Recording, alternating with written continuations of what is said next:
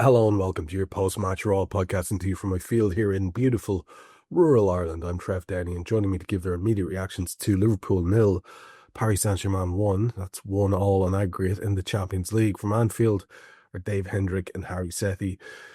David, it's been a very interesting pair of matches. Two, we know, very good football teams. One of them a bit more like themselves tonight. That was us. We were appalling in that first leg in so many ways, and yet the smash and grab was one of the happiest moments of the season so far, just in terms of pure joy. Um, on the night, we probably deserved the win there, to be fair. Certainly didn't deserve a reversal.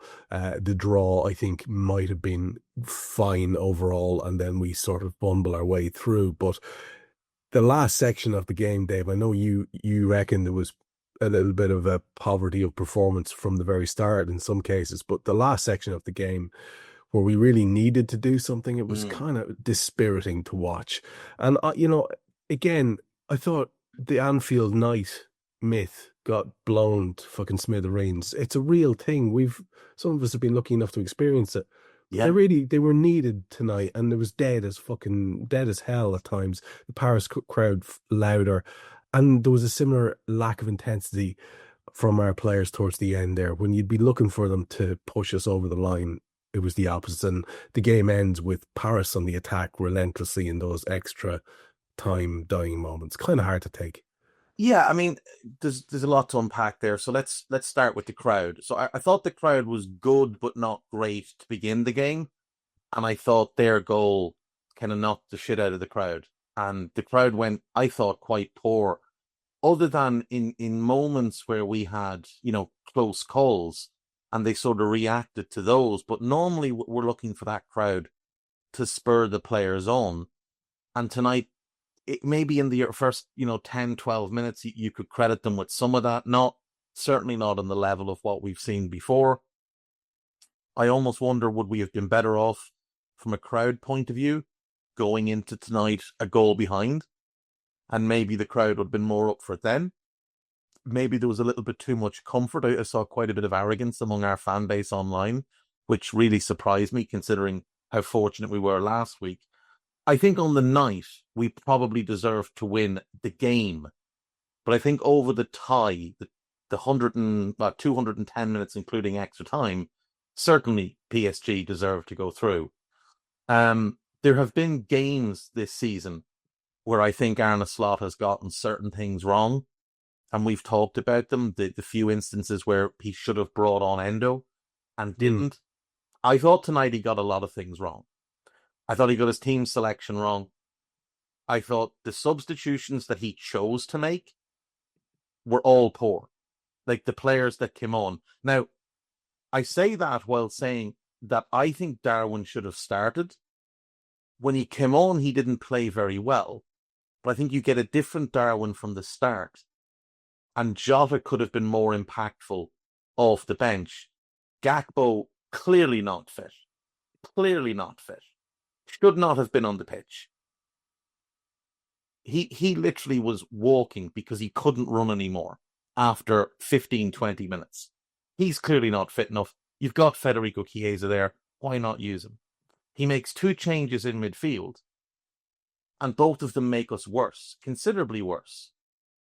And yet, the one midfielder that you would have taken off played the whole game.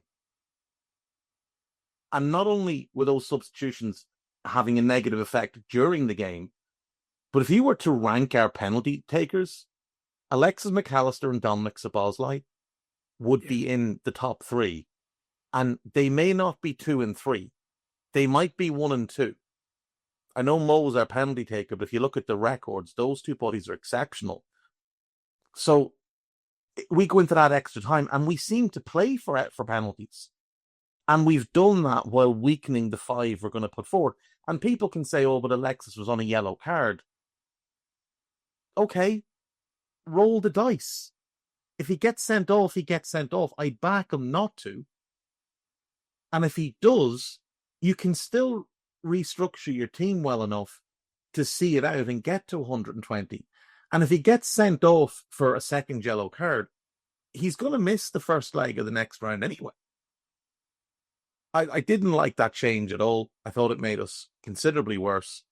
And when Szoboszlai went off, we stopped pressing, we stopped running, we were walking around in midfield, and they were literally walking the ball through our midfield, which had become non-existent. I thought Arne Slot got a lot wrong tonight. And I say that while acknowledging that this guy has had an incredible season. But I think it's important that when he gets things wrong, that we talk about it, because that's what we're here to do. We're not here to kiss his arse or, to hype him up beyond what he's doing. What he's doing is amazing this season. But I think tonight he got it wrong. I think a lot of that is fair, if not all of it, Harry. And, to bring you in on this as well, it's impossible not to be pissed off. For me, this is the biggest pot out there. It's the ultimate. And I know I'm very unusual in being an old guy who would say that I'd rather win one Champions League every couple of years than ever win the league again. It's just a special thing to me. I'm getting sort of all sorts of smug reactions and sort of, well, the league was always everything kind of attitude on Twitter, which, yeah, okay, fair enough. Well done, you. But for me, when you're in this competition, when you're Liverpool, you're in it to win it. There's a possibility of us doing that. The game could easily have been won tonight. I think an awful lot what Dave says makes a lot of sense, because it seemed as if we kind of got in our own way as regards that win. Jota was an empty shirt for all of his time in the park. It was appalling to watch. It was one of the worst displays I've ever seen. I love this guy. I think he's a great footballer. When his replacement came on, he was sort of equally ineffective, bumbling around the place, making wrong decisions, getting in the way of stuff, and yet the energy level is there. And I still thought there was a potential. He was still potentially better than the other fella. But it really was around the midfield. I mean, Dom Szoboszlai, when he went off, looked absolutely pissed off beyond belief. He was banging the bag with his seat. I don't know if it was frustration with himself or the fact that he realized that we were now fucked without him, because if we don't have his energy, we're in trouble. And if we don't have Mac's adult brain in the room, we're also in trouble. And Gravenberch, a fantastic footballer and one of the finds of the season and so on and so forth, has been clearly in need of a rest now for weeks. The lad is on sort of reserve tank power and he's tootling around that midfield. I don't think he played a ball forward all night. Not one. And again, this is not to get at him. It's like selection issues were really at the core here. And shuffling up that deck. And it's really starting. It's going to bite now, Harry. This league has to get one. I honestly couldn't give a flying fuck about Sunday. I'll be honest with you. I know I'm unusual in that too, but this league has to get one, and so he's going to have to shuffle the pack. And we've come out of that tonight, Harry, with a couple of issues. So a couple of defensive issues, which might well start to bite. What did you think about the way we lined up, just in terms of the choices and then the substitutions? Because it is a big issue in the game, I think. Yeah, I was a little bit surprised maybe that he'd gone for exactly the same team as the first leg. But then again, not necessarily altogether surprised by it, because sometimes you see managers do this and sort of ask those same set of players to go out and right the wrongs of the first leg performance, right? It's actually asking them to go and show an improved showing, like be more tactically aware, like more competitive in the game. And I thought we generally saw that. And I think, whilst I think we could definitely be critical of some of the personnel choices in terms of the substitutions and how those played out, I think for me watching that, again, on a different day when PSG maybe weren't as profligate as they were, or Alisson wasn't as exceptional as he was in the first leg, they win that game and they win the tie quite comfortably in that first leg. Again, tonight, I did think maybe not. Well, actually, no. I think with the amount of chances that we created, where the defending from PSG, whilst excellent, was last ditch in nature. A lot of people throwing themselves in the way of the ball. Number of shots that were being cleared more or less off the line. Unlucky, I think, on a couple of different occasions, or actually just maybe poor finishing, not ruthless enough, not to grab some goals tonight.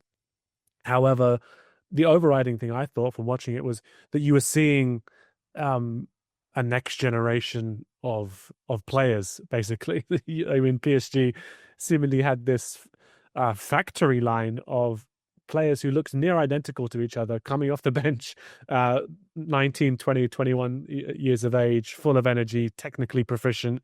They're clearly a side that's particularly physically strong. And to some of your points about the rotation and maybe how it hopefully doesn't catch up with us now, I think the league is the league, and I think I'm still confident about our ability to manage that and react positively to this.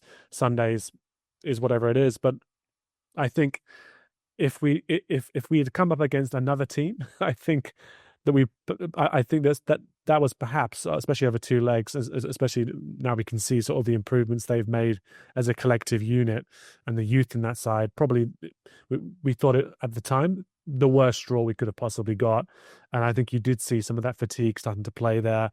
You saw these, a PSG team working for each other relentlessly in a way that's so foreign to I suppose people who are watching PSG week in, week out, to see this transformation that they've undergone, especially after a kind of pretty average start to their Champions League campaign.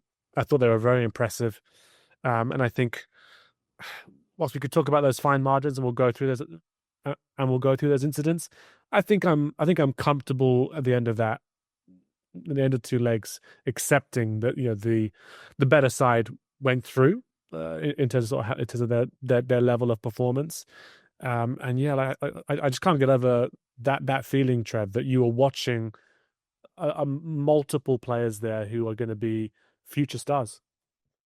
Yeah, look, they're a very impressive looking side, Harry. They really are a very impressive looking side, and I would genuinely now. I've no great fondness for them. We all know, the of course the reality of what's going on. I have no real fondness for the club, but it wouldn't pain me to see them go on to win it, because they are genuinely a very good collection of footballers playing some good ball, and I'd like maybe the team that beats us to be the ones who win it. But I don't know. I think what it said to me, Trevor, was actually, I was watching them and I was thinking about it. It showed the very obvious areas that I think even in a team that's performed as well as we have done this season, and as well as Slot's done this season, I think he'll have learned a lot from those two legs as well. Hopefully, he strikes me as that sort of character, both tactically and just how he managed those two legs, but also where the squad is maybe a little bit deficient now, where we can improve, the areas that we can improve, and I again, their front three tonight, PSG,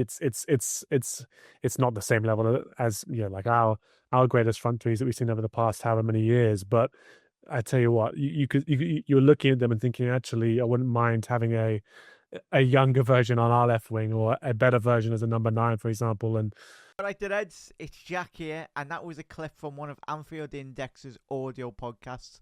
If you have enjoyed the video, make sure you do like, share and subscribe to keep up to date on all things LFC. We record around 100 audio podcasts every month, with our shows featuring match-going fans, top journalists, professional analysts and even Liverpool legends along the way, with the great Dane himself, Jan Molby, joining us every single week.